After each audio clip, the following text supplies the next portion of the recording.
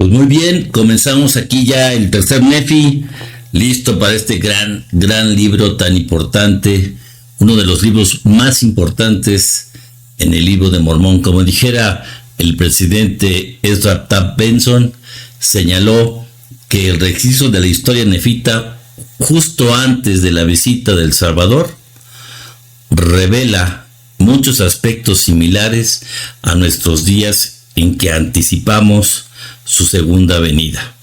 Escrito esto en la Leona de julio de 1987, página 2, ¿no? Entonces, estas escenas son muy valiosas para nosotros, no solo porque detallan los acontecimientos que tuvieron lugar en el continente americano hace unos dos milenios, sino también porque son una sombra de lo que está por venir.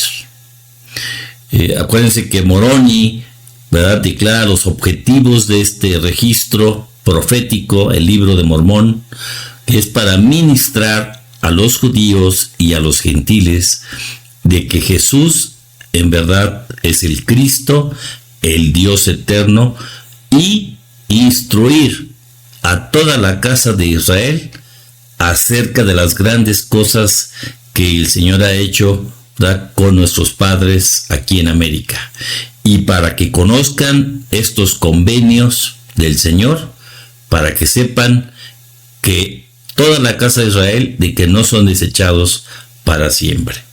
Entonces, el relato de la visita del Salvador a América es el punto de atención máximo, la cúspide de la montaña de todo el libro de Mormón. Bien, algunos han llamado al tercer Nefi el quinto evangelio, acompañando a Mateo, Marcos, Lucas y Juan. Sin embargo, en calidad de ser resucitado, ¿verdad?, esto lo hace completamente diferente y más claro. Son complementarios, como dije, a los 4 libros, a los 4 evangelios. También son esenciales para una verdadera comprensión de la misión total de Jesucristo, el Mesías, el Redentor del mundo. Es un testigo, el libro de Mormón, de su divinidad. Define en tercer Nefi su evangelio, aclara puntos de doctrina y enseña la necesidad de las ordenanzas del evangelio. Explica el propósito de la ley de Moisés y enseña como dije, la divinidad del maestro. Enseña también las doctrinas sobre el recogimiento de la casa de Israel y la gran obra del recogimiento que está por venir, más de lo que ya se hizo en nuestro futuro, una sombra de los últimos días. Este es el libro de tercer Nefi, el quinto evangelio. Al terminar el libro de Lamán, ¿verdad?, concluyó el año 90 del gobierno de los jueces sobre el pueblo de Nefi. ¿Verdad? El libro dice: terminó el libro de Lamán de acuerdo con los anales de Lamán y sus hijos. En el tercer Nefi, capítulo 1, citan el versículo: y aconteció que el año 91 había concluido, y habían pasado 600 años de la época en que Leí salió de Jerusalén, y fue el año en que Laiconeo era juez superior y gobernador de toda la tierra. Entonces, en el año 91 se describe el liderazgo de Laiconeo como juez superior y gobernador en la tierra de los nefitas. Nefi, hijo de Lamán, transfiere las planchas de bronce y otros registros sagrados a su hijo Nefi antes de desaparecer. Han pasado entonces 600 años desde los días de Sedequías, Jeremías, Ezequiel y Leí. ¿Cuántos tipos de cronologías del tiempo se lleva en el libro de Mormón? Bueno, son 3. El primer método era para determinar el número de años desde que Leí salió de Jerusalén. Este sistema se utilizó desde el año 600 antes, ¿verdad?, de Cristo. Entonces, a partir de la señal que el ángel le dice a Nefi, pasarán 600 años antes desde la salida de Leí de Jerusalén hasta el nacimiento de Cristo. Pero entre el año 91 y 92 se crea un segundo método que consistía en calcular el número de años desde el principio del reinado de los jueces, y este sistema se utilizó durante casi 100 años, desde el 92 antes de Jesucristo al año 9 después de Cristo. Entonces tenemos una diferencia aproximadamente de 92 años con el segundo método.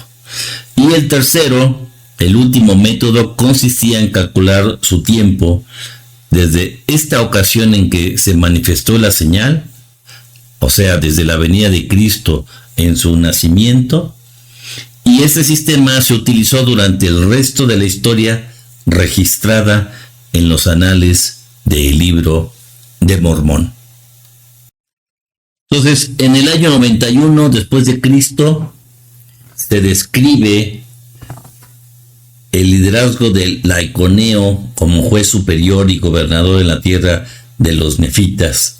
Nefi, hijo de Elamán, transfiere las planchas de bronce y otros registros sagrados a su hijo Nefi antes de desaparecer. Al principio del año 92, las profecías de los profetas comienzan a cumplirse con señales y milagros más evidentes. Algunos incrédulos cuestionan las profecías de Samuel Elamanita y se burlan de los creyentes, diciéndoles que la señal prometida no se ha cumplido. Los incrédulos establecen una fecha para ejecutar a los creyentes si las señales no aparecen, lo que provoca una crisis de fe entre los creyentes. En el versículo 2 dice claramente: y Nefi, hijo de Elamán, había partido de la tierra de Zarahemla, dando a su hijo Nefi, que era su hijo mayor, el cargo concerniente a las planchas de bronce y todos los anales que habían sido conservados y todas aquellas cosas que se habían guardado sagradas desde la salida de Leí de Jerusalén. Entonces salió de esta tierra y nadie sabe a dónde se fue. Y su hijo Nefi llevó los anales en su lugar, sí, los anales de este pueblo. En el capítulo 2, versículo 9, cita: y Nefi, el padre de aquel Nefi, que tenía a su cargo los anales, no volvió a la tierra de Zarahemla, ni se le pudo hallar en toda la tierra. Entonces, ¿qué sucedió con Nefi, el padre? Bueno, el lenguaje que describe la partida de Nefi es muy similar a los seres trasladados, por lo tanto suponemos que el Señor eligió trasladarlo, recibirlo en un estado terrestre, si es así, sin que probara la muerte. Entonces, a Nefi, como a otros 3 que más adelante serán apartados y llevarán el mismo procedimiento de los seres trasladados, y a estos se les da el poder sobre la muerte, ¿no? Poder sobre los elementos, poder para ir y venir entre los hijos de los hombres, ¿verdad?, según las necesidades del ministerio, y el poder para continuar la obra hasta los últimos días en su segunda venida, ¿no? Entonces, esto es lo que aconteció con Nefi, el padre, muy probablemente. Fíjense lo que dice el versículo 5, del 5 al 7, es muy interesante. Pero hubo algunos que empezaron a decir que ya habían pasado el tiempo para que se cumplieran las palabras que habló Samuel Elamanita. Y empezaron a reírse de sus hermanos, diciendo: he aquí, ya se ha pasado el tiempo y no se han cumplido las palabras de Samuel. De modo que han sido en vano vuestro gozo y vuestra fe concerniente a este caso. Qué interesante, hoy veremos las dos armas de Satanás en los últimos días, las más favoritas de él, es murmurar y el desánimo. ¿Sí? Fíjense el versículo 7, y aconteció que hicieron un gran alboroto por toda la tierra, y las personas que creían empezaron a apesadumbrarse, a desanimarse, ¿no? En gran manera, no fuese que de algún modo no llegaran a verificarse aquellas cosas que se habían declarado. Le pregunto, si usted estuviera en este momento histórico del año 92 de los jueces, usted murmuraría, estaría desanimado, ¿sí? Entonces, en el año 1000 de nuestra era, en el viejo continente, en Europa, en la época del Papa Silvestre II, hubo un mito muy interesante, historiográfico, le llaman ellos. Es una fecha que amplios sectores de la población europea creyeron que este día sucedería el fin del mundo, ¿sí? Un apocalipsis milenarista, ¿verdad? Al cumplirse los 1000 años del nacimiento de Jesucristo, ellos pensaron que regresaría. Entonces, actualmente se sabe que no sucedió así, ¿verdad? Pero sí tenemos el relato que se remonta más o menos al Renacimiento, ¿sí? Más adelante, algunos historiadores popularizaron ese año y también el año de 1260. Entonces, para que vean ustedes que los hombres siguen calculando de alguna manera la segunda venida. ¿Qué sucedió en el año 2000 de nuestro tiempo, de nuestra época? Lo mismo. Los rumores se comenzaron por toda la tierra, ¿verdad? Rumores, uno desde el punto de vista cibernético y otro desde el punto de vista teológico. Sí, pero es muy interesante porque todo el mundo pensó que en el año 2000 se iban a cumplir todas las profecías, pero les pasó lo mismo que a los nefitas en el versículo 24-25. Un error para entender las escrituras. Muy interesante. Vamos a ver entonces qué sucedió. ¿Por qué el Señor le da señales a los que murmuran, ¿verdad? De los profetas, de los miembros de la iglesia? Entonces, es una pregunta muy interesante, pero muchos de los escritos en Doctrinas y Convenios nos revelan, ¿verdad? Nos dejan ver que todas estas señales que ocurrieron en el año 92 era para dejar a los inicuos sin excusas. A partir de este momento, los malvados son totalmente responsables de sus acciones. El Señor ha declarado en Doctrinas y Convenios 63, versículo 7, y aquel que buscare señales, verá señales, mas no para salvación. En el versículo 9 dice, y sucedió que los incrédulos fijaron un día en el cual se habría de aplicar la pena de muerte a todos aquellos que creyeran en esas tradiciones, a menos que se verificase la señal que había indicado el profeta Samuel. Aquí vemos que los malvados se niegan a creer, no se atreven, pero no permiten que los demás también crean. Es un síntoma muy interesante porque el incrédulo se basa en las evidencias de lo que puede ver, de lo que puede percibir con sus sentidos, ¿no? Y no dejan que los otros también crean, ¿verdad? Por medio de la fe. ¿Qué es lo que hace Nefi entonces en ese momento por su pueblo? ¿Qué es lo que hace un profeta en esos momentos de la historia humana? Bueno, un profeta intercede por su pueblo. Leamos el versículo 11. Y aconteció que fue y se postró en tierra y clamó fervorosamente a su Dios a favor de su pueblo, sí, aquellos que estaban a punto de ser destruidos por motivo de su fe en la tradición de sus padres. Y sucedió que todo ese día imploró fervorosamente al Señor.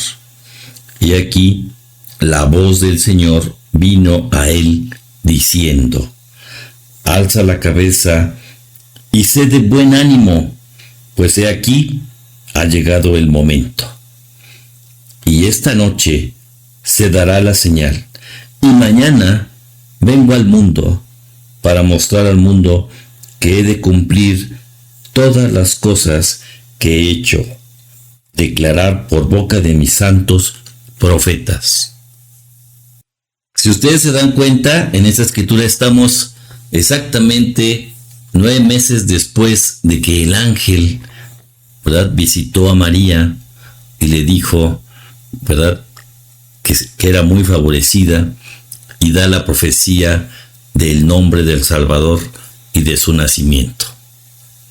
Mientras eso acontecía en el viejo mundo, aquí, en el nuevo mundo, en el continente de los profetas del pueblo de Leí, el Señor les dijo: he aquí, vengo a los míos para cumplir todas las cosas que he dado a conocer a los hijos de los hombres desde la fundación del mundo, y para hacer la voluntad, así la del Padre como la del Hijo. La del Padre por causa de mí, y la del Hijo por causa de mi carne. He aquí, ha llegado el momento, y esta noche se dará la señal. Esta escritura es muy interesante, porque esta escritura nos dice claramente que antes de la fundación de este mundo se hizo un convenio eterno entre 3 personajes antes de la organización de esta tierra, y se relaciona con su dispensación de cosas para los hombres en la tierra. Estos 3 personajes, según el registro de Abraham, son llamados Dios primero, ¿verdad?, nuestro Padre Celestial; Dios el segundo, el Redentor; y Dios el tercero, el testigo o testador. Fíjense cómo dice la escritura: la del Padre por causa de mí. Entonces aquí tenemos una definición muy interesante de cómo Jesucristo era Jehová, el Dios del antiguo Israel, como Padre, hablando en el nombre del Padre y como el creador del cielo y de la tierra. Y luego dice: y del Hijo por causa de mí. Aquí está mencionando su función, ¿verdad?, como el Hijo enviado al mundo para la salvación de todo el género humano. Su ministerio en particular, ¿no?, que empezaba prácticamente en esta señal del capítulo 1. En el libro de Isaías, en Isaías capítulo 53, versículo 6, todos nosotros nos hemos descarriado como ovejas, cada cual se ha apartado por su propio camino, mas Jehová cargó en él la iniquidad de todos nosotros. Una referencia a Jehová, al Mesías, en el Antiguo Testamento. Leamos entonces ahora el cumplimiento de esta profecía de Tercer Nefi, capítulo 1.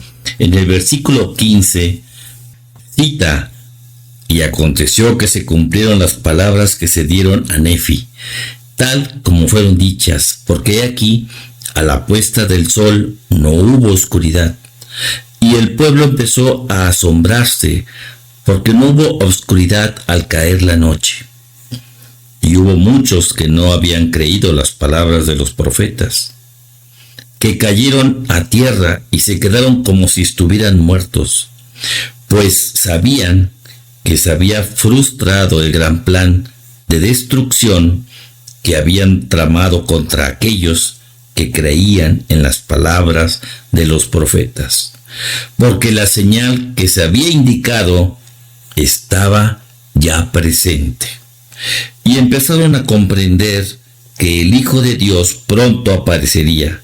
Sí, En una palabra, todos los habitantes sobre la faz de toda la tierra, desde el oeste hasta el este, tanto en la tierra del norte como en la tierra del sur, se asombraron a tal extremo que cayeron al suelo, porque sabían que los profetas habían dado testimonio de estas cosas por muchos años y que la señal que se había indicado ya estaba a la vista, y empezaron a temer por motivo de su iniquidad e incredulidad. ¿Sí? Fíjense el versículo 19, y sucedió que no hubo oscuridad durante toda esa noche, sino que estuvo tan claro como si fuese mediodía. Y aconteció que en la mañana el sol salió de nuevo según su orden natural, y entendieron que ese era el día en que había de nacer el Señor, por motivo de la señal que se había dado. Y habían acontecido, sí, todas las cosas, toda partícula, según las palabras de los profetas. Versículo 21, y aconteció también que apareció una nueva estrella, de acuerdo con la palabra.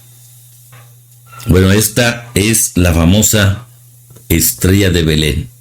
Es muy interesante cómo se manifiestan las señales en el nuevo continente, en el continente de los profetas nefitas, porque hubo señales también en el viejo mundo, en toda Judea. Como ustedes saben, la estrella de Belén apareció, ¿verdad? Inclusive aquellos hombres sabios que llegaron desde la tierra de Babilonia y fueron a adorarle, ¿verdad?, como testimonio de su sabiduría. Entonces, aquí tienen ustedes lo que está aconteciendo aquí, y nos hace recordar lo que sucede en el viejo mundo. Tras el cumplimiento de la señal, se produce un periodo de paz y arrepentimiento. Sin embargo, a partir del año 93 y especialmente en el 94 después de Cristo, los ladrones de Gadiantón y otros problemas surgen, aumentando la iniquidad y causando tristeza entre los nefitas y los lamanitas. En el versículo 24 y 25 surge algo muy interesante con el pueblo. Dice, y no hubo contenciones con excepción de unos pocos que empezaron a predicar, intentando probar por medio de las escrituras que ya no era necesario observar la ley de Moisés. Mas en esto erraron por no haber entendido las escrituras. Fíjense qué interesante la importancia de leer las escrituras como preparación para la llegada del Mesías. Esto como una sombra, ¿verdad?, también del futuro. Entonces vamos a tener errores de interpretación, pero bueno, como les digo, fíjense lo que dice el versículo 25, pero acaeció que no tardaron en convertirse y se convencieron del error en que se hallaban, porque se les hizo saber que la ley no se había cumplido todavía y que era necesario que se cumpliera sin faltar un ápice. Sí, llegó a ellos la palabra de que era necesario que se cumpliese, sí, que ni una gota ni una tilde pasaría sin que todo se cumpliese. Por tanto, en este mismo año se les hizo saber su error y confesaron sus faltas. Y así concluyó el año 92, ¿no? Entonces, fíjense qué interesante que no habían comprendido que la ley de Moisés era una sombra y habían malinterpretado, ¿no? Entonces, el gran sacrificio tenía que haberse consumado y aún no había sucedido eso, porque eso sucede en el año 34 después de Cristo. Para esos años, la iglesia pasó pues grandes tornados espirituales, diría yo.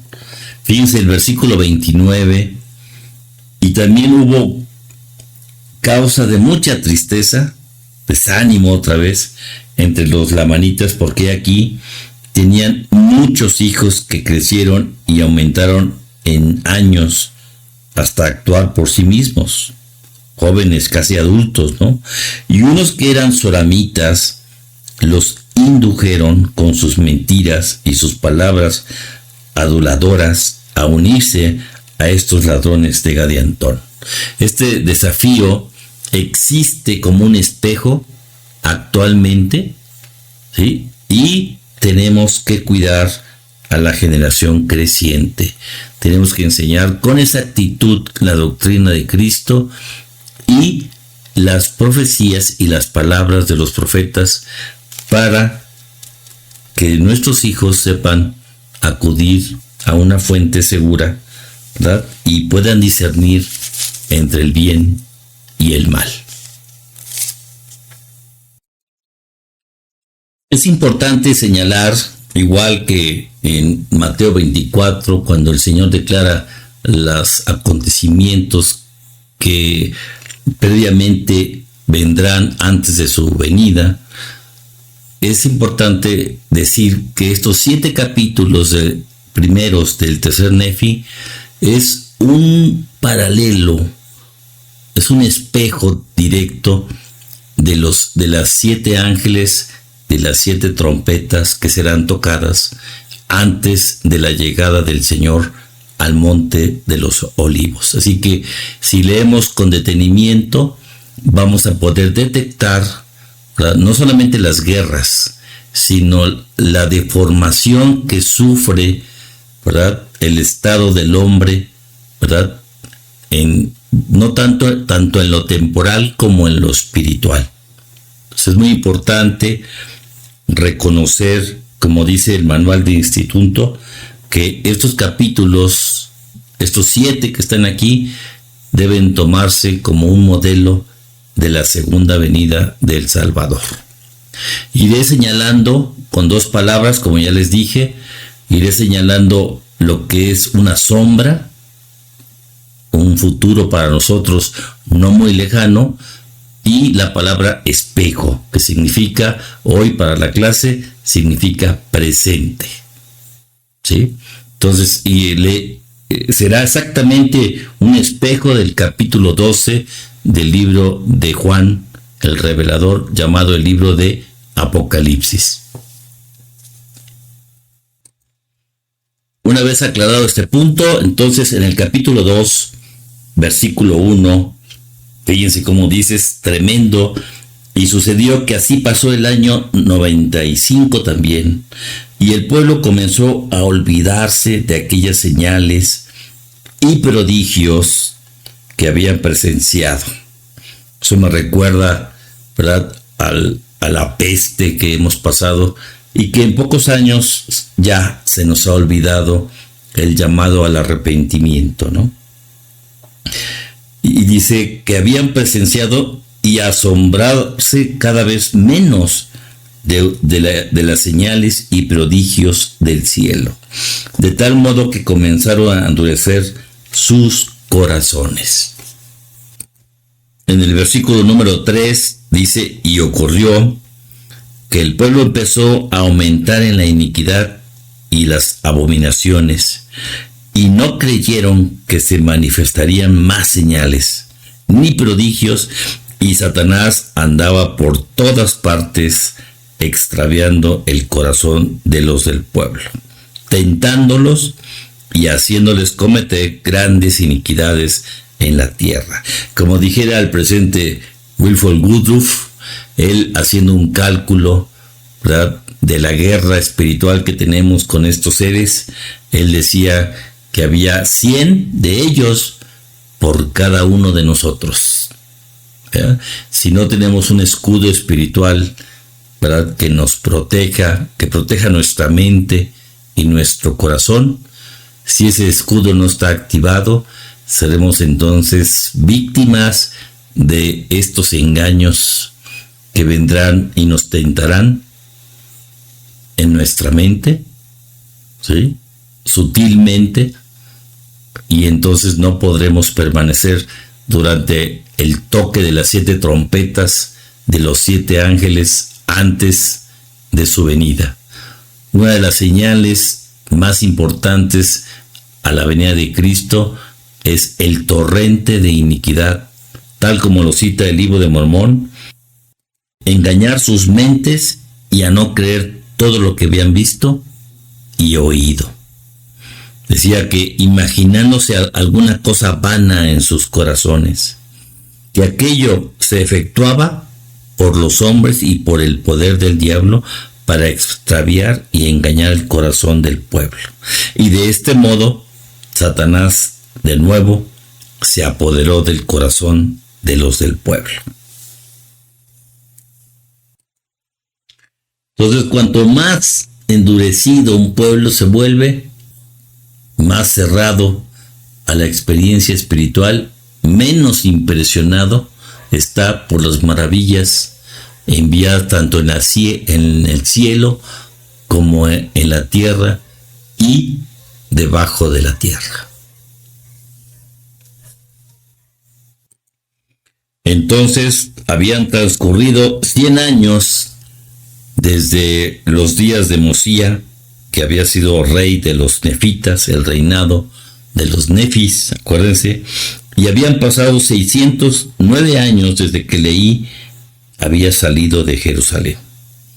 Y habían pasado 9 años desde la ocasión en que se manifestó la señal de que hablaron los profetas, tocante a que Cristo vendría al mundo. Entonces, los nefitas empezaron a calcular su tiempo desde esta ocasión en que se manifestó la señal, o sea, desde la venida de Cristo. Por tanto, habían pasado, cita la Escritura, ya 9 años. Bueno, al igual que Mateo 24 cita de guerras y rumores de guerras, pero decía Jesucristo, pero aún no es el fin. Habló de unas guerras que prepararían parte del escenario de la segunda venida. Igual, en el capítulo 2 de Tercer Nefi, versículo 11, y sucedió que en el año 13 empezó a haber guerras y contiendas por toda la tierra, porque los ladrones de Gadiantón se habían hecho tan numerosos y mataban a tantos de los del pueblo y asolaban tantas ciudades y causaban tanta mortandad y estragos por toda la tierra, que fue menester que todo el pueblo nefita, así como la manita, tomase las armas contra ellos. Qué escenario tan interesante aquí en el capítulo 2, en pocas palabras, nos recuerda mucho a los 4 jinetes del Apocalipsis, ¿verdad? Los sellos que están representados ahí. El caballo blanco representa a la iglesia de Dios, ¿verdad? En la época nefita. Es el caballo blanco, es el que vino, el guerrero, ¿verdad? El profeta que vino con una espada, con un arco, ¿verdad? Vino a vencer por medio de la doctrina y el poder de Cristo. Y también tenemos el caballo de la muerte, ¿verdad? Del hambre, ¿verdad? Y de la conquista de los reyes, los poderosos de la tierra, ¿verdad? Que quieren subyugar a 2 grupos importantes. Hay 3 grupos importantes que mencionar. Uno es la iglesia de Dios, tanto lamanitas como nefitas. El otro es el pueblo, los hombres, ¿verdad? Que todavía tienen un poco de luz y pueden discernir entre el bien y el mal. Y otros, la banda de Gadiantón. Entre estos 3 grupos se decide prácticamente el apocalipsis nefita antes de la llegada del Salvador a América. Entonces, vea cómo cita el versículo 12. Por tanto, todos los lamanitas que se habían convertido al Señor se unieron a sus hermanos los nefitas. y se vieron obligados para proteger sus vidas y a sus mujeres y sus hijos, y a tomar las armas contra aquellos ladrones de Gadiantón, ¿sí? Y también para preservar a sus derechos y los privilegios de su iglesia y de su adoración a Dios, su independencia y su libertad. He aquí lo importante del concepto, un espejo sobre la libertad religiosa. Si los buenos hombres de la tierra también tendrán que tomar su decisión para saber si defenderán esta libertad al cual Dios, por medio de su evangelio, les da el derecho para ejercer la prueba de aprobación por medio del albedrío, ¿no? Pero acuérdense que estas bandas lo que desean es quitarnos esa libertad y obviamente destruir la iglesia de Cristo, quien protege esta libertad, ¿verdad?, desde el principio. Algo que también requiere una mención importante es que dice que aquellos lamanitas que se habían unido con los nefitas fueron contados entre estos, ¿no? Y les fue quitado, dice el versículo 15, su maldición, y su piel se tornó blanca como la de los nefitas. Esto es muy interesante. No solamente es un aspecto fisiológico, sino espiritual. Es muy interesante notar que entre este periodo, antes de la llegada del Mesías, también se les predicó el evangelio a los lamanitas, igual que se hizo, ¿verdad?, un espejo de la época de la restauración. Entonces aquí tenemos a nefitas fieles a la obra del Señor y también tenemos lamanitas. Este paralelo que menciona en pocas palabras el versículo 15 del capítulo 2 es un espejo de lo que estamos viviendo actualmente.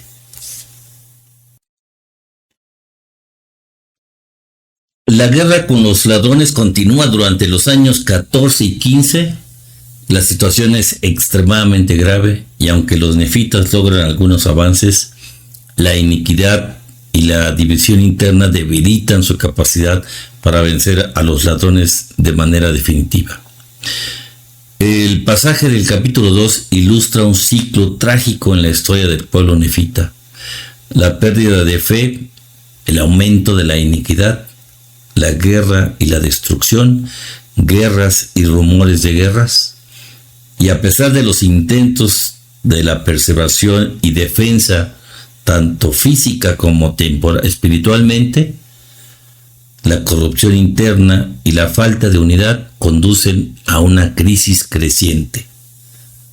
En todos los aspectos, la situación estaba complicada. En el capítulo 3, como bien dijimos, siguen los caballos. El caballo blanco sigue protegiendo a su pueblo, ¿verdad? El profeta, ¿verdad?, sigue cabalgando para proteger a su pueblo a la venida del Señor. Y tenemos al caballo de la espada de la guerra, ¿verdad?, al del hambre y también el de la peste, ¿no? Entonces, en términos simbólicos, como dijéramos en el libro de Apocalipsis, en el año 16, desde la venida de Cristo, Laiconeo, el gobernador de la tierra, recibió una epístola de Gidiani, líder de esta banda de ladrones de Gadiantón. En la carta, Gidiani elogió a Laiconeo por su valentía, pero le advirtió que si se rendía, para que si no se rendía, lo enfrentaría la destrucción total por sus fuerzas, ¿no? Gidiani ofreció una opción de sumisión pacífica, prometiendo que si Laiconeo se sometía, no sería destruido. De lo contrario, sus ejércitos atacarían en un mes. Laiconeo, sin intimidarse por las amenazas, organizó a su pueblo para la defensa. Ordenó la construcción de fortificaciones y el agrupamiento de sus bienes y familias en un lugar seguro. Nombró a Gidgidoni como el principal capitán, quien siendo un profeta, ¿verdad?, aconsejó esperar a que los enemigos atacaran en lugar de marchar contra ellos. Cuando decimos que Gidgidoni era como un profeta, tenía el espíritu de revelación y de profecía, y era el tipo de hombre que requerían en ese momento. Al final del año 17, el pueblo se reunió en la tierra de Zarahemla y en áreas circundantes para prepararse para el asedio. Fíjense, la palabra asedio es muy interesante porque eso nos recuerda el asedio de los ejércitos gentiles que vendrán sobre Jerusalén en los últimos días. Se fortificaron y se arrepintieron de sus pecados mientras Gidgidoni organizaba la defensa y armaba sus fuerzas. Tremendo escenario esto. Estas son las palabras de Gideoni, tal como está en el texto. Te escribo pidiendo que entregues vuestras ciudades, vuestras tierras y vuestras posesiones a este pueblo mío, antes que caiga sobre vosotros con la espada y os sobrevenga la destrucción. O en otros términos, someteos y uníos a nosotros y familiarizaos con nuestras obras secretas y convertíos en hermanos nuestros para que seáis iguales a nosotros, no nuestros esclavos, sino nuestros hermanos y socios de toda nuestra substancia. Y aquí te afirmo con juramento que si hacéis esto, no seréis destruidos. Pero si no hacéis esto, te aseguro con juramento que el mes que viene daré órdenes de que mis ejércitos vengan contra vosotros y no te tendrán su mano, ni perdonarán, sino que os matarán y os herirán con la espada hasta que seáis aniquilados. He aquí, soy Gideoni, y soy el caudillo de esta sociedad secreta de Gadiantón, y sé que esta sociedad y sus obras son buenas, y son de fecha antigua, y nos han sido transmitidas. Así que este hombre llamado Laiconeo envió una gran proclamación entre todo el pueblo para que se juntasen sus mujeres, sus hijos, todos sus hatos, sus rebaños y todas las cosas, e hizo construir fortificaciones alrededor de ellos, ¿no? Y entonces él les habló en el versículo 15, así como vive el Señor, a menos que os arrepintáis, les dijo a su pueblo, de todas vuestras iniquidades, e imploréis al Señor, de ningún modo seréis librados de las manos de esos ladrones de Gadiantón. Y tan grandes y potentes y maravillosas fueron las palabras y las profecías de Laiconeo, que infundieron temor en todo el pueblo, y se esforzaron con todo su vigor por obrar de acuerdo con las palabras de Laiconeo. También una de las cosas importantes que hizo fue nombrar a que había que ser el principal de todos los capitanes en jefe y comandante supremo de todos los ejércitos de los nefitas, y este hombre se llamaba Gidgidoni. Y era costumbre, versículo 19, entre todos los nefitas escoger capitanes en jefe, ¿verdad?, salvo en sus épocas de iniquidad.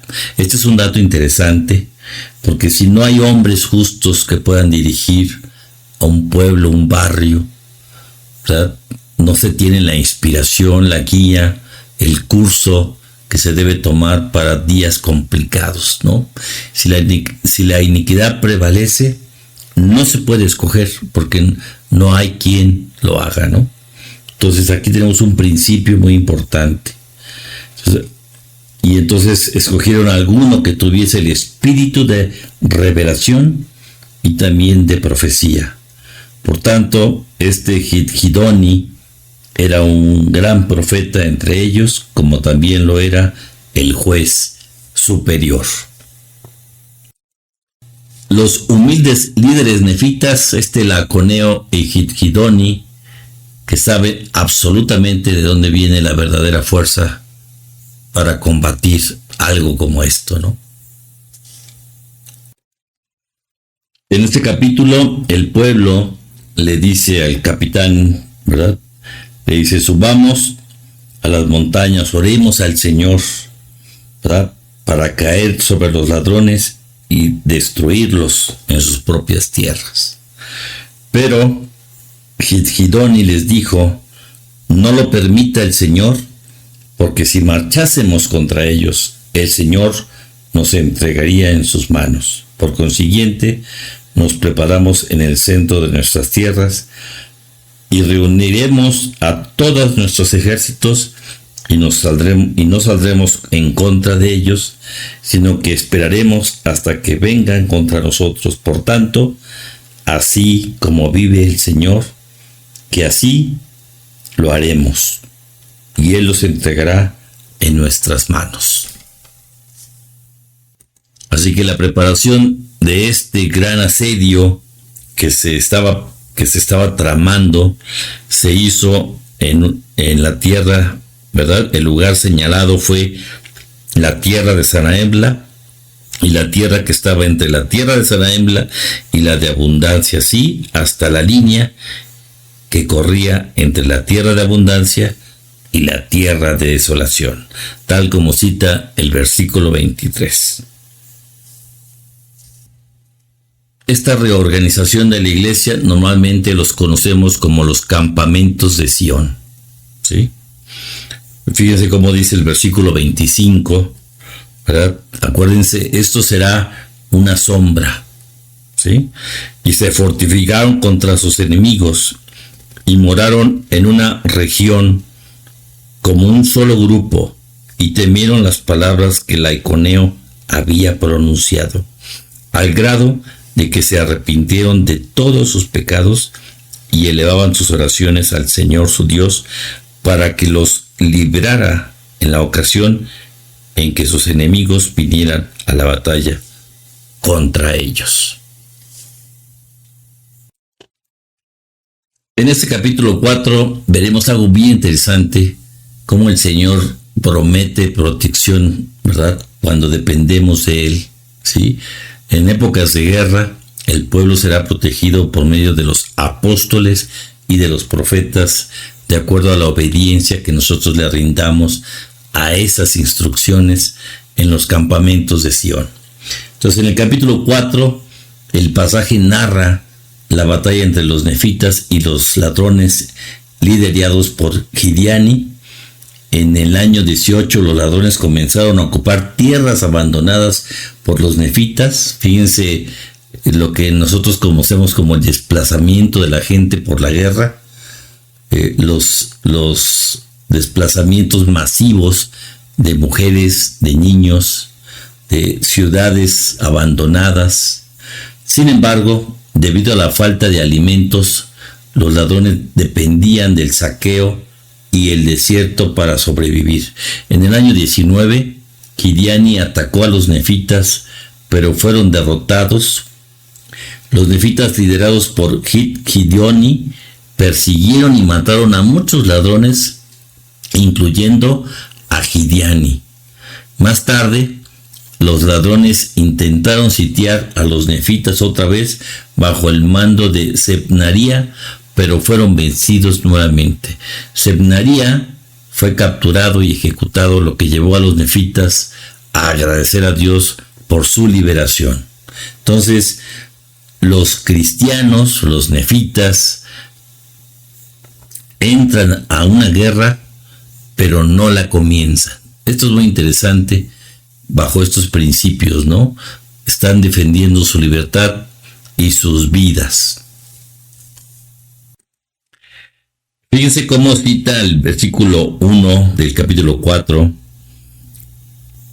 Y a fines del año 18, aquellos ejércitos de ladrones se habían esparcido para la batalla y empezaron a bajar y a salir de las colinas y de las montañas y del desierto y de sus fortalezas y sus lugares secretos, y empezaron a apoderarse de las tierras, tanto las que se hallaban en la tierra del sur como en la tierra del norte, y comenzaron a ocupar todos los terrenos que habían sido abandonados por los nefitas y las ciudades que habían quedado desiertas. ¿Les suena? ¿Les suena ciudades que prácticamente han sido arrasadas por el viento de este caballo de la espada y de la guerra, que está cabalgando también a la par con el caballo de la restauración del Evangelio, el caballo blanco? En el versículo 4 y 8 tenemos dos principios bien importantes sobre la autosuficiencia, tanto temporal como espiritual. Fíjense cómo dice: por consiguiente, no había manera de que los ladrones robaran ni obtuvieran alimentos, a no ser que fueran a la batalla contra los nefitas, y los nefitas se hallaban en un solo grupo, y era grande su número, y se habían provisto de víveres y de caballos y ganado y rebaños de toda clase, para poder subsistir por el término de 7 años. Observen la visión de los profetas en este punto, durante el cual tenían la esperanza de destruir a los ladrones de sobre la faz de la tierra. Y así concluyó el año 18.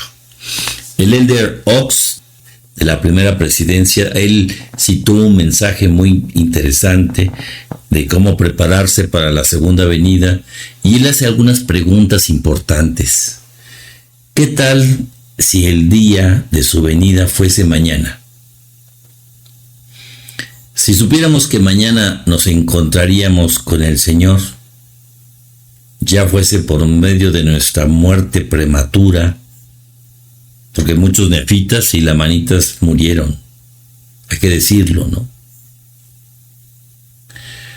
O de su inesperada venida, ¿qué haríamos hoy? ¿Qué confesiones haríamos? ¿Qué dejaríamos de hacer? ¿Qué problemas o desacuerdos solucionaríamos? ¿A quién perdonaríamos? ¿De qué cosas testificaríamos? Ahora, si entonces haríamos esas cosas, pregunta: ¿por qué no hacerlas ahora? ¿Por qué no procurar la paz mientras se le puede alcanzar? Si las lámparas de nuestra preparación están casi vacías, estas lámparas que mencionan en la parábola de las 10 vírgenes que tenían que llenarse de aceite, ¿verdad? Si estas lámparas están casi vacías, ¿por qué no empezar de inmediato a llenarlas?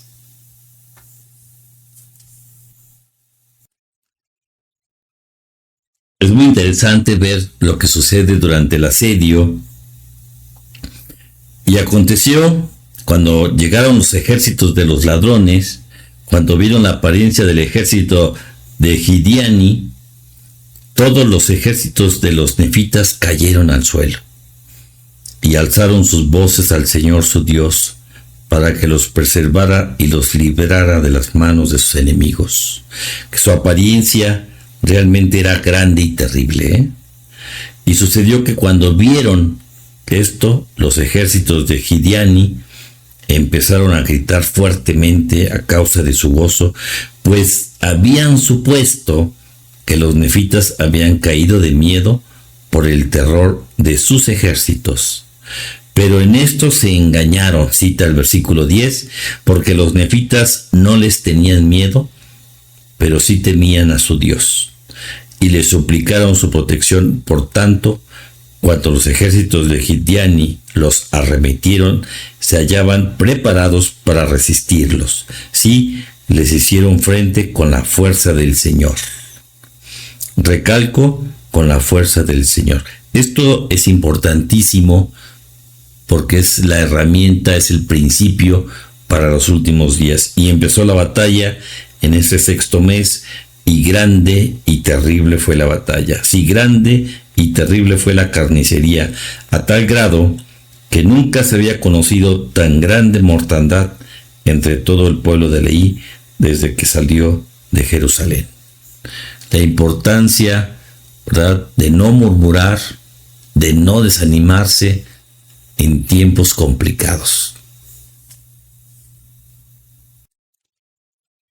Durante el transcurso de la guerra, Gidoni, ¿verdad?, persiguió a este hombre Gideani, el ladrón, y así llegó el fin de este hombre que quiso hacer el asedio a los nefitas. Posteriormente, otro hombre llamado Sebnaría toma el control de los ladrones y va sobre los nefitas, pero lo tomaron, ¿verdad?, y lo colgaron de un árbol, sí, de la copa del árbol, hasta que murió. Y después de haberlo colgado, talaron el árbol y clamaron en voz alta, ¿verdad?, alabando al Señor, ¿no? Fíjense las palabras que el pueblo de Nefi pronunció. Estas palabras son inspiradas por el Espíritu, son palabras que se han dicho, incluyendo antes de la fundación, en la batalla en los cielos. Estas palabras fueron dichas por muchos de nosotros, ¿verdad?, anteriormente. Son palabras proféticas. Fíjense lo que dice el versículo 30, 31 y 32. Y se regocijaron y de nuevo clamaron a una voz diciendo: el Dios de Abraham, el Dios de Isaac y el Dios de Jacob, proteja a este pueblo en justicia, en tanto que invoque el nombre de su Dios, pidiéndole protección. Y sucedió que prorrumpieron unánimes en cantos y alabanzas a su Dios, por el gran beneficio que les había otorgado, guardándolos de caer en manos de sus enemigos. Sí, clamaron: Hosana al más alto Dios. Y dieron voces diciendo: bendito sea el nombre del Señor Todopoderoso, el más alto Dios. ¿Sí? Entonces tienen ustedes aquí palabras dichas, ¿verdad?, desde las memorias celestiales en cada ser de estos hombres que vivió el asedio de estos ladrones. En el versículo 33, vean cómo expresan ellos: y sus corazones rebosaron de alegría hasta el derramamiento de muchas lágrimas, por razón de la inmensa bondad de Dios en librarlos de las manos de sus enemigos. Y sabían que había sido por su arrepentimiento y humildad que habían sido librados de una destrucción eterna. Dentro de estas palabras, yo agregaría una muy interesante, que se llama esta frase de viva Israel, arriba Israel. Esto cuando el Señor libere a las tribus de Israel y las lleve a los campamentos de Sión, ¿verdad?, y los recoja de las cuatro partes de la tierra. Pero son palabras inspiradoras que nos recuerdan estos acontecimientos futuros, una sombra de ellos. Es importante mencionar este principio del versículo 33, ¿verdad? Conservar la libertad, la unidad, el servicio y la prosperidad en Sión es uno de los objetivos principales, ¿verdad? Es un espejo actual, ¿sí?, de que cada actividad que se tiene en los barrios, cada conferencia de barrio, cada conferencia de estaca, tiene como objetivo principal fomentar la unidad entre la gente de Sión. ¿Sí? Si no somos uno, dice el Señor, no sois míos. Dejar nuestras propias diferencias, nuestros rumores, ¿verdad?, nuestros desánimos, y unirnos, así como lo hizo el pueblo de Nefi, en una batalla, en oración, ¿verdad? En servicio, ¿verdad? En prosperidad, siguiendo las palabras de los profetas. Es el objetivo de cada actividad de la iglesia actualmente. Si ustedes se preguntan cuáles son las razones de las actividades sociales, de las actividades de autosuficiencia, todas están encaminadas a la unidad de Sion. Para que ustedes conozcan el objetivo de que no solamente a reunirse, ¿verdad?, como estaca, como barrio, o en actividades, sino que podamos lograr esa unidad en su momento y que estemos preparados tanto en principio como en doctrina y en la ejecución de esta al llevar a cabo, ¿verdad?, al unirnos en grupos. Entonces tengan muy bien en mente esto, en visión, porque esto es lo que los habilitó para poder permanecer y ser liberados por el Señor. Pasemos al capítulo 5, ¿verdad? Es muy interesante lo que nos dice primero el capítulo 5, versículo 1 al 3. Fíjense cómo hablo de esta unidad con tal importancia que está registrado aquí. He aquí, no hubo alma viviente entre todo el pueblo de los nefitas que dudara en lo más mínimo. Se va el rumor y se animan otra vez, ¿sí? En lo más mínimo de las palabras que todos los santos profetas habían hablado, porque sabían que era necesario que se cumplieran.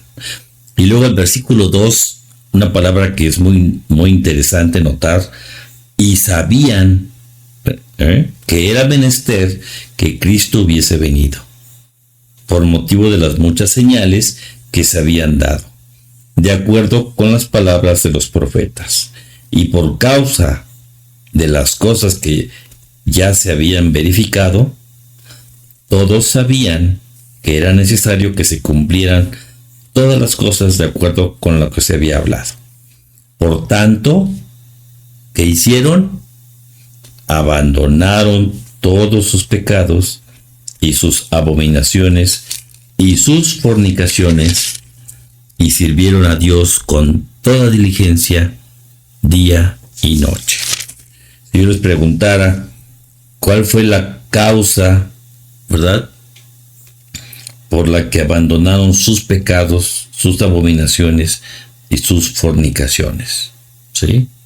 Entonces vean cómo los principios del Evangelio, ¿verdad?, tienen una causa y un efecto. Un Dios basado en principios. ¿Cuál es la razón del cambio? Hay una causa y hay un efecto, ¿verdad? Muy bien.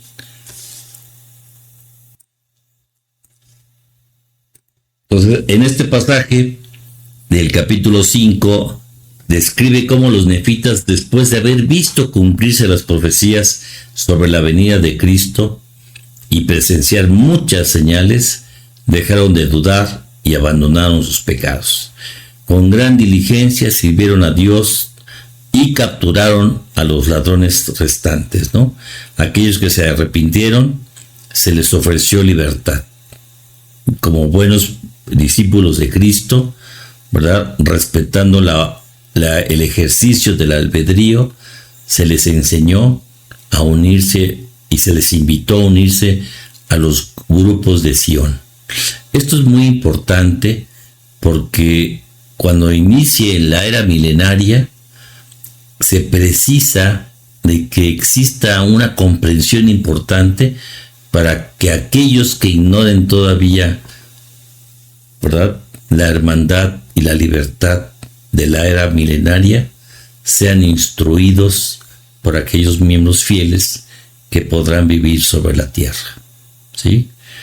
Entonces, aquellos que se arrepintieron se les ofreció la libertad, obviamente, pero aquellos que persistieron en el mal fueron castigados. Así lograron erradicar las combinaciones secretas y abominables. Los años pasaron en paz, con los nefitas dedicados a su fe, culminando en el 25º año. Vayamos a los detalles. Y después de haber tomado cautivos a todos los ladrones, a tal grado que no se escapó ninguno de los que no murieron, encerraron a sus presos en la prisión e hicieron que se les predicase la palabra de Dios.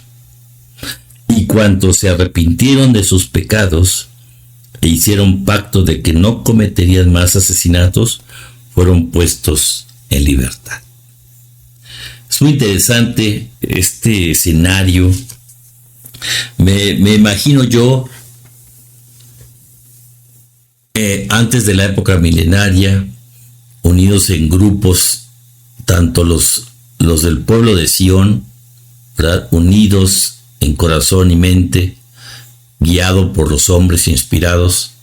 Y también veo grupos de personas que no pertenecen a la iglesia, que andan vagando sobre la tierra porque ya no pueden vivir dentro de las ciudades que fueron abandonadas, y que estos grupos de Sión, ya sea que los detecten y que les enseñen la palabra a fin de integrarlos, ¿verdad?, como hijos de Dios. Entonces, este es un escenario interesante, un escenario que puede presentarse como una sombra, diría Abinadí, en los últimos días.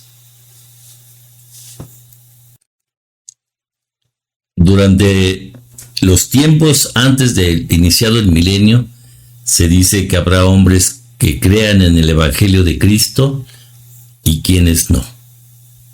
Aparte de los judíos, quienes muchos de ellos serán purificados como a plata y como a oro, habrá mucha gente buena, sí, que haya sobrevivido a estos acontecimientos del futuro, que necesitarán ser enseñados por la palabra de Dios.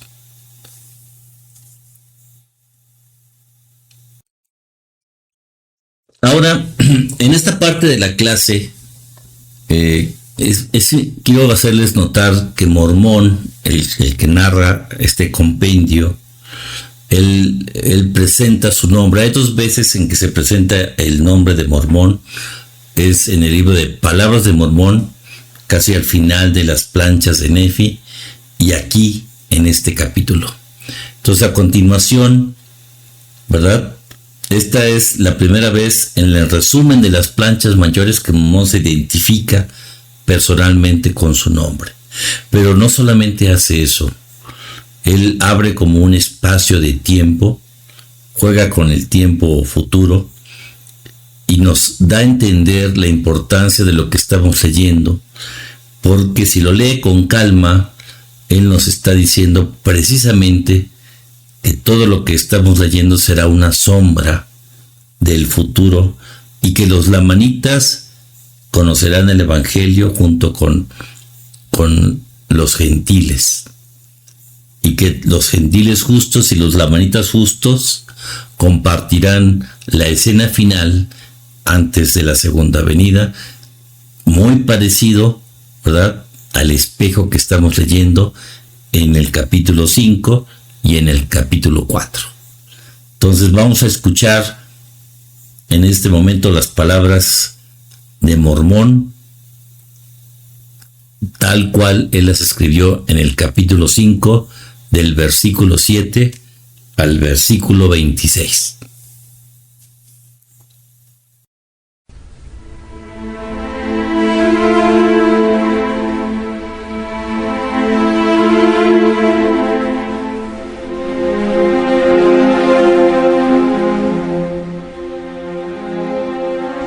Y habían sucedido muchas cosas que a los ojos de algunos habían sido grandes y maravillosas.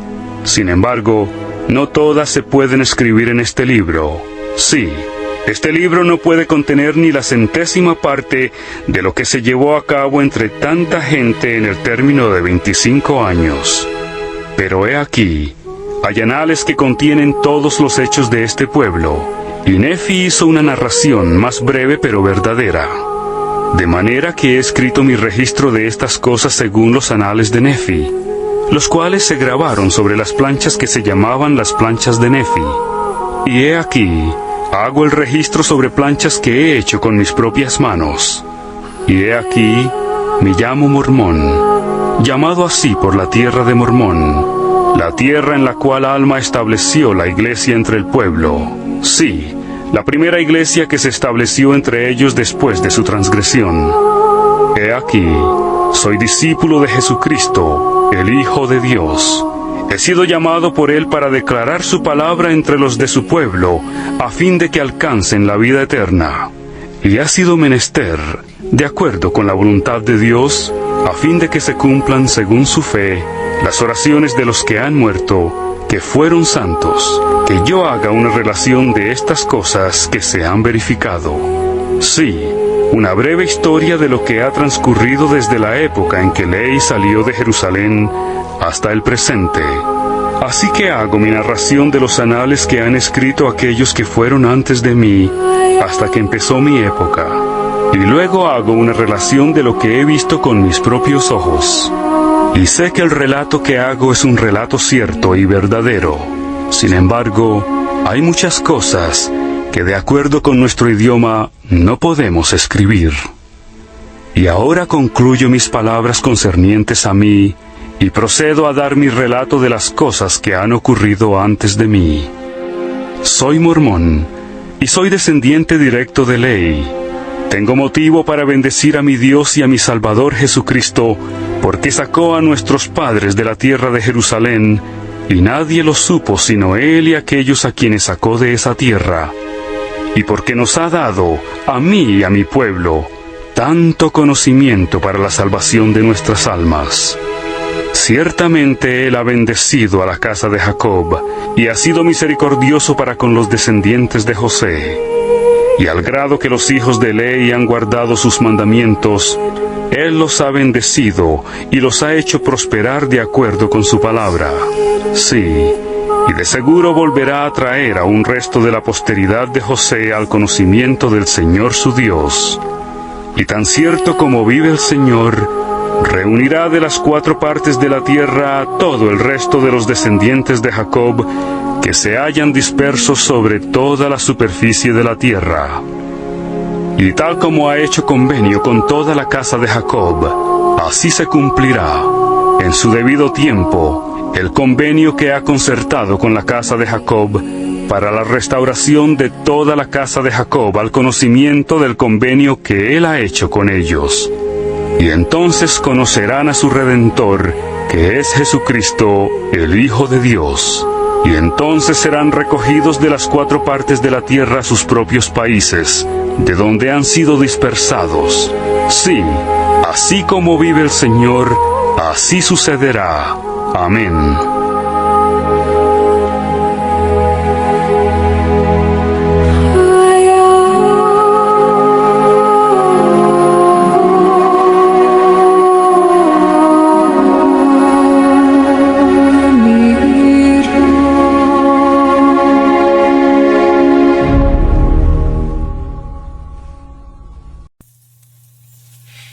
Muy bien, pues pasemos entonces al capítulo número 6, como diría Juan el Revelador, en palabras de él, a la 6ª trompeta, ¿verdad? Antes de la llegada del Salvador. Estamos a 26 años ya en el capítulo 6, y en ese año los nefitas regresaron a sus tierras con sus familias y sus posesiones. El registro en el versículo 2 dice: y aconteció que no habían consumido todas sus provisiones. Aquí lo importante que es el plan de supervivencia, el almacén predicho por los profetas, sugerido, mandado, a fin de prepararnos en todas las cosas, como lo hicieron los nefitas. Establecieron paz al conceder las tierras a los ladrones que aceptaron la paz y prosperaron durante varios años. Es lo que les comentaba yo hace un momento. Existía un plan de restauración de aquellos que se rebelaban contra el pueblo de Nefi o el pueblo del Señor, tanto nefitas o lamanitas, y el registro dice que había un programa de rescate aún durante la guerra. Fíjense, y a los ladrones que habían hecho pacto de observar la paz de la tierra, que deseaban seguir siendo lamanitas, les concedieron terrenos según su número, a fin de que mediante su trabajo tuvieran de qué vivir, y así establecieron la paz en toda la tierra. Y así, en este año, tanto Gidoni y Laeconeo, como dice el registro, ellos ministraron en bien de la paz durante ese periodo. En el año 26, 27 y 28 concluyó. Sin embargo, en el año 29 comenzaron disputas debido al orgullo y a las riquezas, creando una división social que llevó a debilitar a la iglesia hasta el año 30. Satanás tentó al pueblo de Dios hacia la iniquidad y el deseo de poder. Veamos en el registro, en el versículo 10 y del 10 al 12, y aconteció que en el año 29 empezaron a surgir algunas disputas entre los del pueblo, y algunos se ensalzaron hasta el orgullo y la jactancia, por razón de sus sumamente grandes riquezas, ¿sí?, al grado de causar grandes persecuciones, porque había muchos comerciantes en la tierra y también muchos abogados y muchos oficiales. Y empezó el pueblo a distinguirse por clases según sus riquezas y sus oportunidades para instruirse. Sí, algunos eran ignorantes a causa de su pobreza, y otros recibían abundante instrucción por motivo de sus riquezas. Fíjense que tan pocos años, 26, 27, 28, ¿verdad? Y en poco tiempo se habían olvidado de las grandes bendiciones que habían recibido antes del año 26, al que habían llegado. 3 años, es poco, ¿no? Entonces, vean cómo el hombre, decía Moroni anteriormente, olvida las bendiciones que uno ha recibido en esta vida, ¿no? En el versículo 13 dice algo que debe realmente preocuparnos, ¿sí? Cuando un barrio, una estaca, el pueblo de Dios entra en la zona peligrosa de la prosperidad, la zona de la riqueza, si no se está preparado bien en principio y en doctrina, si no se va bien equipado a esta zona, a este muro, le hemos llamado el muro de hielo, ¿sí? Nos dice el versículo 13 y 14, algunos se ensalzaban en el orgullo, y otros eran sumamente humildes, unos devolvían injuria por injuria, mientras que otros sufrían injuria y persecución y toda clase de aflicciones, y no se volvían e injuriaban a su vez, sino que eran humildes y contritos delante de Dios. Versículo 14 es preocupante. Y así surgió una gran desigualdad en toda la tierra, de tal modo que empezó a deshacerse la iglesia, sí, a tal grado que en el año 30 se deshizo la iglesia en toda la tierra, con excepción de entre unos pocos lamanitas que se habían convertido a la verdadera fe y no quisieron separarse de ella, porque eran firmes, inquebrantables e inmutables. Una especie de hombres como Moroni, digo yo, ¿no? Entonces aquí tienen ustedes lo peligroso que es recorrer la época de la prosperidad sin estar bien equipado en doctrina y en principio. Recalco, empezó a deshacerse la iglesia. Se empiezan a deshacer los barrios y luego las estacas. Y los templos pueden dejar de funcionar. Aquí tienen ustedes la importancia de conocer estas cosas en el capítulo 6. Ahora bien, la causa de esta iniquidad del pueblo era esta. Satanás tenía gran poder al grado de incitar a los del pueblo a cometer toda clase de iniquidades y a inflarlos en el orgullo, tentándolos a que procuraran poder y autoridad, riquezas y las cosas vanas del mundo. Bien dice el libro de Apocalipsis que Satanás, que la serpiente se enfureció contra la mujer, pues la iglesia de Dios, y lanzó un torrente, ¿verdad?, sobre ella y sobre el mundo.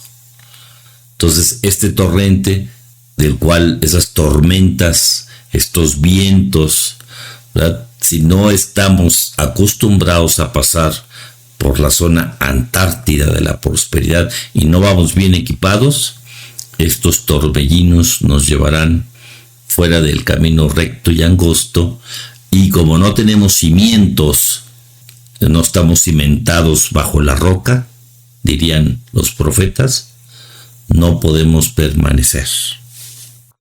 Es muy importante comprender que el adversario tiene un plan sistemático, bien planeado, para combatir contra la iglesia de Dios. Fíjense lo que dice el versículo 16, y así desvió Satanás el corazón del pueblo para que cometieran todo género de iniquidades, de modo que no había gozado de paz sino pocos años, escribe Mormón en este versículo. Fíjense el versículo 17, y así al principiar el año 30, habiendo sido entregados los del pueblo durante mucho tiempo a ser llevados por las tentaciones del diablo, doquier que él quería llevarlos, los vientos, ¿verdad?, y a cometer cualquier iniquidad que él deseaba, a principios de este año, el año 30, se hallaban en un estado de terrible iniquidad. Y no pecaban en la ignorancia, porque conocían la voluntad de Dios. Y empezó a haber hombres inspirados del cielo y enviados, y que anduvieron entre el pueblo en toda la tierra para predicar y testificar intrépidamente de todos los pecados, ¿no? Pero también hubo muchos de los del pueblo que se enojaron en extremo, ¿verdad?, la intolerancia a causa de aquellos que testificaban de estas cosas. Entonces, los jueces y abogados se enfurecieron contra los profetas que predicaban sobre Cristo y secretamente ejecutaban a muchos de ellos. En el versículo 23, y hubo muchos de aquellos que testificaron de las cosas concernientes a Cristo, y que testificaron intrépidamente, a quienes los jueces prendieron y ejecutaron secretamente, de modo que el conocimiento de su muerte no llegó al gobernador de la tierra, sino hasta después de estar muertos. El versículo 24 nos aclara, y ahora bien, he aquí, esto era contrario a las leyes de la tierra, que se le quitará la vida a un hombre a menos que se tuviera autorización del gobernador de la tierra. Estos jueces y abogados llegaron a corromper, ¿verdad?, y estaban tan enojados y enfurecidos contra los profetas que predicaban sobre Cristo, y secretamente esto llevó a una conspiración mayor para derrocar al gobierno, cambiar las leyes y establecer un rey en toda la tierra. Una sombra de lo que puede ser el futuro. Una vez que el gobierno ha sido destituido, derrocado, derribado a un nuevo orden, ¿sí? Fíjense lo que dice el versículo 28 acerca de estos abogados y jueces y sumos sacerdotes. Todos ellos se juntaron y se unieron a los parientes de aquellos jueces que iban a ser juzgados según la ley, ¿verdad? Los supuestamente asesinos, ¿verdad? De los hombres, de los profetas. E hicieron un pacto unos con otros, sí, versículo 28, ese pacto que imponían los de la antigüedad, pacto que el diablo dio y administró para combinarse contra toda rectitud. De modo que se combinaron, versículo 29, contra el pueblo del Señor e hicieron un pacto de destruirlo. Fíjense, no estamos hablando simplemente de quitarlos, de destruirlos y de librar del poder de la justicia a aquellos que eran culpables de asesinato o que asesinaron, ¿verdad?, a los profetas o a los discípulos y desafiaron la ley y los derechos de su patria e hicieron un pacto uno con otro de destruir al gobernador y de establecer un rey sobre la tierra, a fin de que ya no fuese libre, sino que estuviera sujeto a reyes. Entonces aquí tienen ustedes una sombra entre la oscuridad y la luz se da, ¿verdad? Aquí Mormón nos revela que el objetivo del adversario es poner un rey sobre toda la tierra y destruir a la casa de Israel, ¿verdad?, al pueblo de Dios antes de su venida.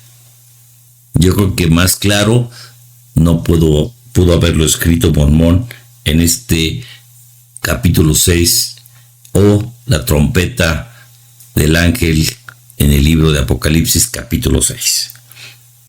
Muy bien, pasemos entonces ahora al capítulo número 7 o a la trompeta 7, a la trompeta nefita en el capítulo 7.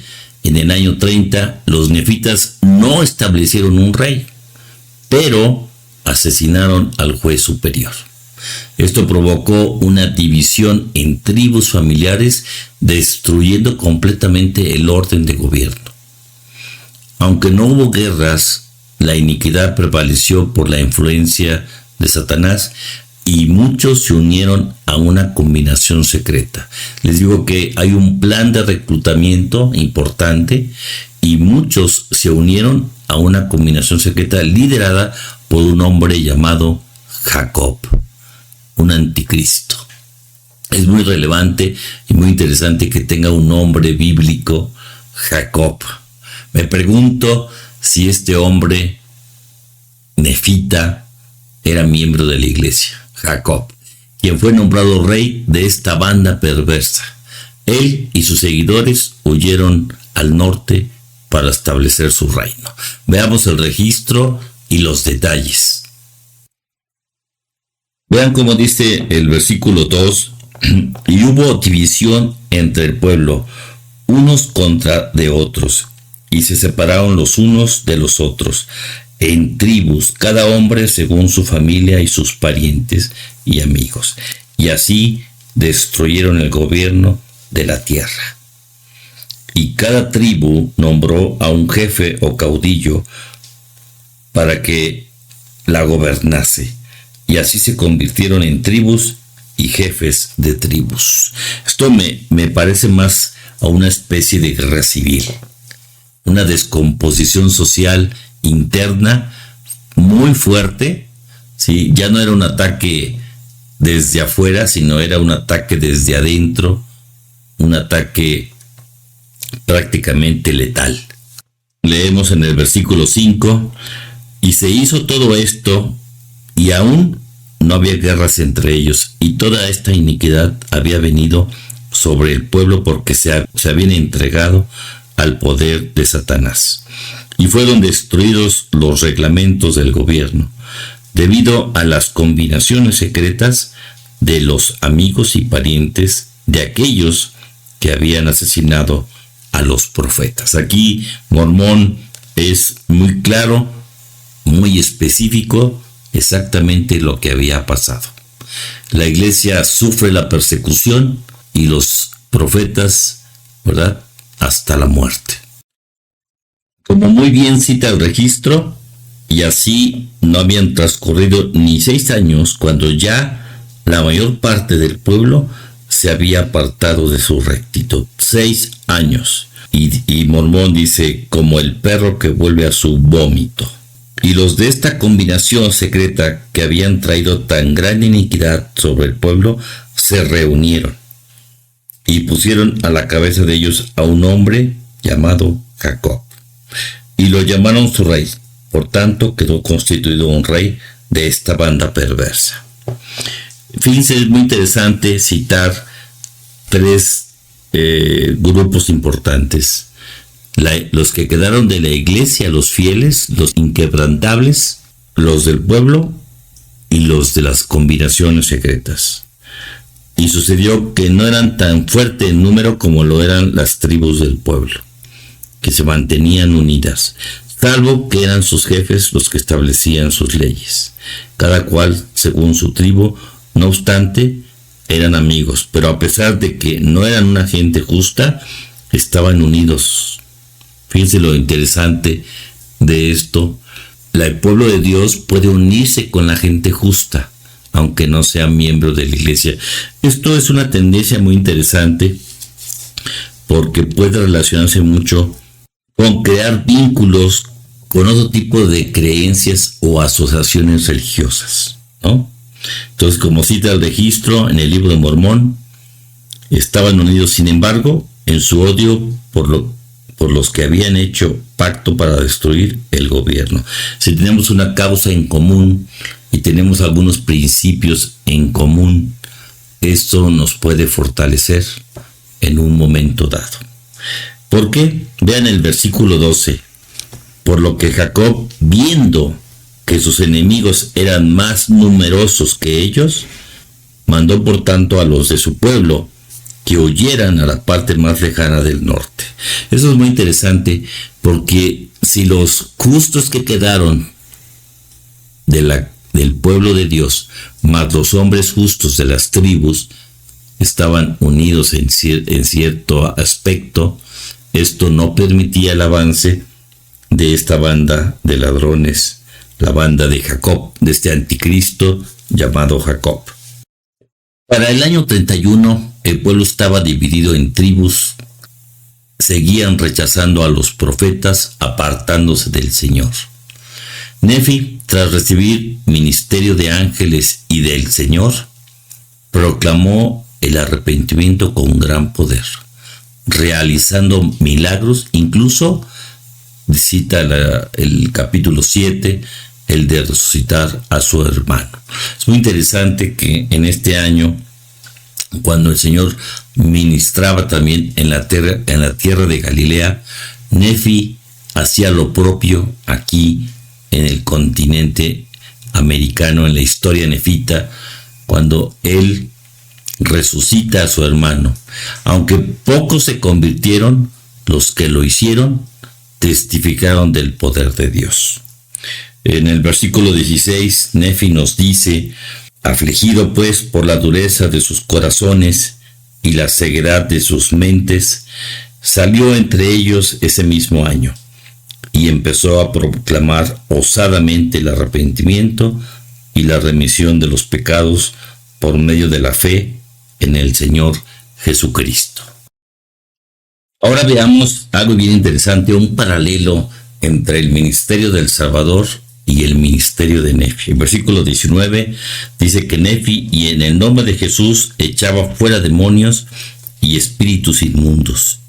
Y como dije antes, y aún levantó a un hermano suyo de los muertos.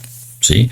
En el versículo 22, y todos aquellos de quienes echaron demonios y fueron sanados de su enfermedad, sus dolencias, manifestaron con toda verdad al pueblo que el Espíritu de Dios había obrado en ellos.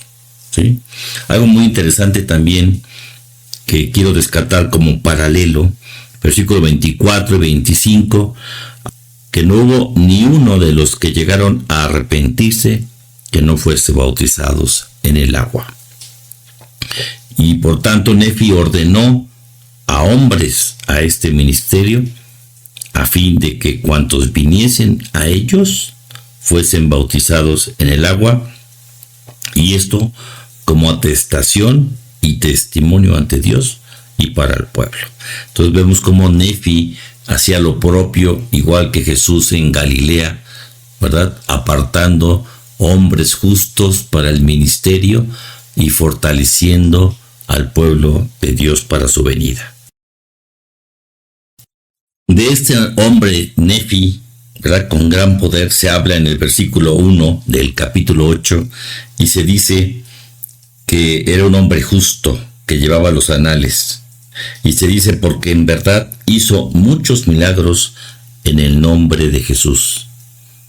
Y aquí viene la parte interesante: y no había hombre alguno que pudiera hacer un milagro en el nombre de Jesús, a menos que estuviese enteramente limpio de su iniquidad. Requisito para ejercer el poder de Dios sobre la tierra.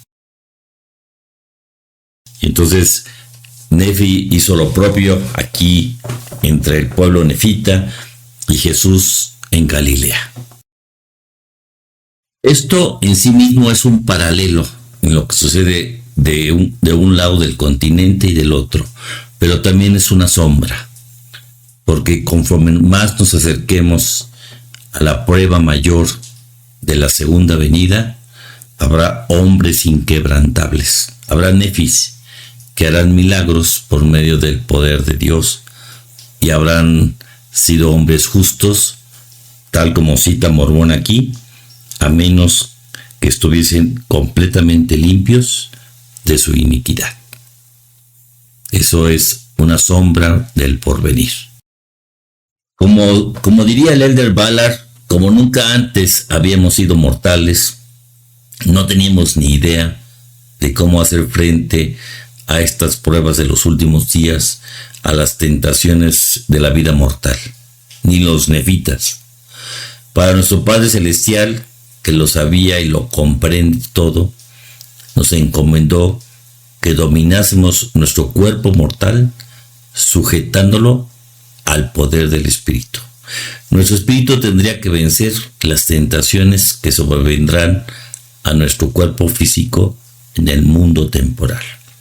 El grado de poder espiritual para vencer la influencia de Satanás lo adquirimos conforme guardamos los mandamientos, nos esforzamos hasta quedar completamente limpios mediante la sangre y la expiación de Jesucristo. Es por eso que se pueden hacer estos milagros y estas ordenanzas. Es importante recordar que el orgullo, como conclusión, y la vanidad, que son lo opuesto de la humildad, pueden destruir nuestra salud espiritual, así como una enfermedad puede destruir nuestra salud física. Pasemos al capítulo 8, versículo 2. Y entonces sucedió pues que si este hombre no se equivocó en el cálculo de nuestro tiempo, el año 33 había pasado. Y el pueblo se puso a guardar con gran anhelo la señal que había dado el profeta Samuel en la manita, sí, la ocasión en que habría 3 días de tinieblas sobre la faz de la tierra.